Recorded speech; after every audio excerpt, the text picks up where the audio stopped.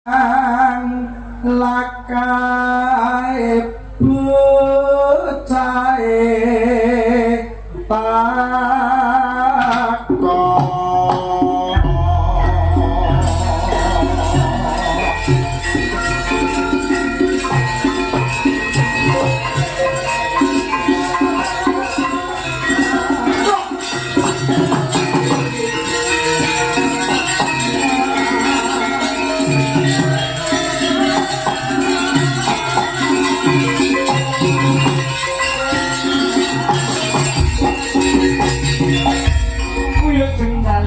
sing awit ya Malupi. Wilujeng dalu Mas Galang. Wah, wilujeng dalu Mbak Sri Wahyuni. Inggih wilujeng dalu Mas Galang. Ngaturaken salam muka dimah utawi salam pambuka. Langgapipun jenang gula. Ayo. Sampun sanapa ing dadi sawego ing diri Dek Sintan? Sampun siaga. Sampun aredi Mbak Sri? Sampun. Dek. Angger saya rumangsaku saya rene saya hebat. Neng ndi saiki angger tanggapan wis ana sing ngeterne bojone. Ramadan tuh dari bojone malah ora duwe isin malah kelas ngono ya. Ayam wis modalan wis dibuka. Ya, buka celuk sing mah ayam.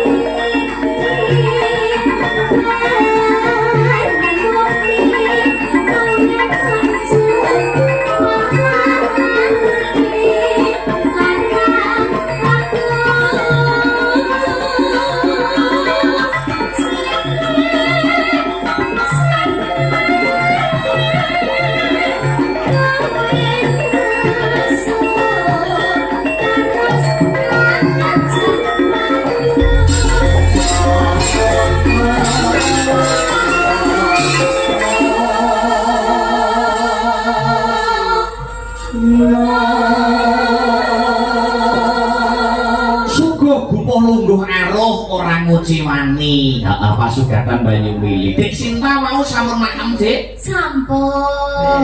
Mbak Sri Wahyuni menapa sampun dahar? Sampun dahar. Wah, ayam pecel. Wah, pecel lagi. Nggih. Wingi bareng tarokan. Wingi bareng tarokan aku sarapan karo sopir. Terus karo sing gender. Lah yo. Terus ombur iki mobil buanter kok. Oh ya.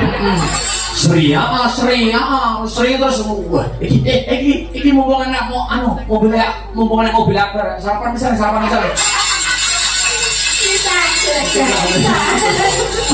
Mumpung anak akbar sarapan pisan. Kan kepot to Mas mandeke. Apa? Kepot. Mumpung anak akbar ayo sarapan pisan. Ayo. Saya ya sidan laris ya Mas. Laris. Gratisan seneng Mbak. Iya mumpung. Piye sih? Jane ya laris. Laris napa mobil gratisan to? Nggih. Lho wong bar honeymoon bulan madu ning Bali nek akeh kok.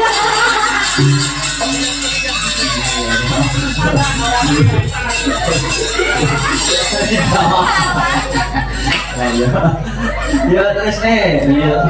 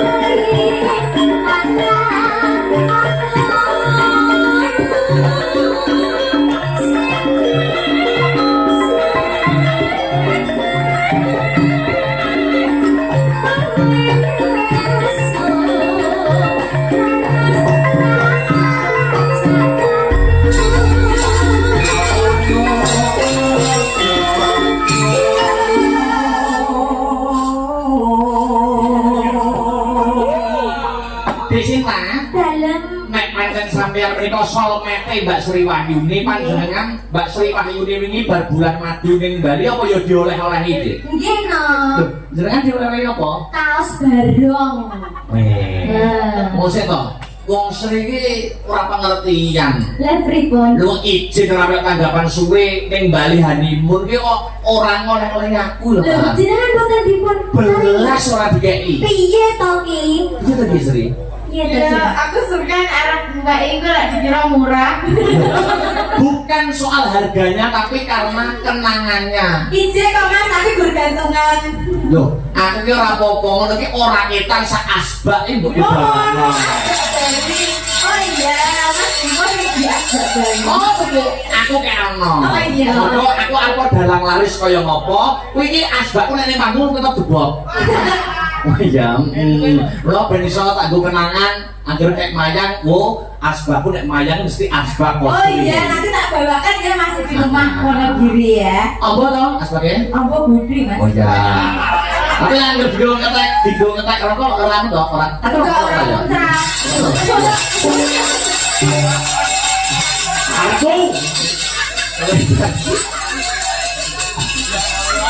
Ya, ada berita.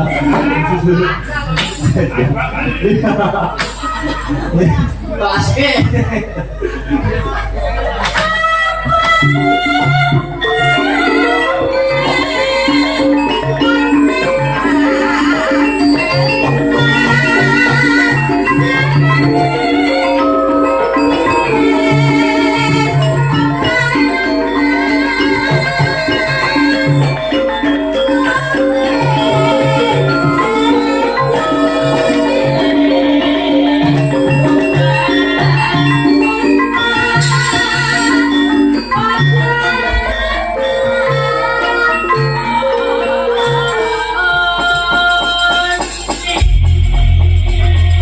Terima kasih Mbak Sri dan Dik Sinta.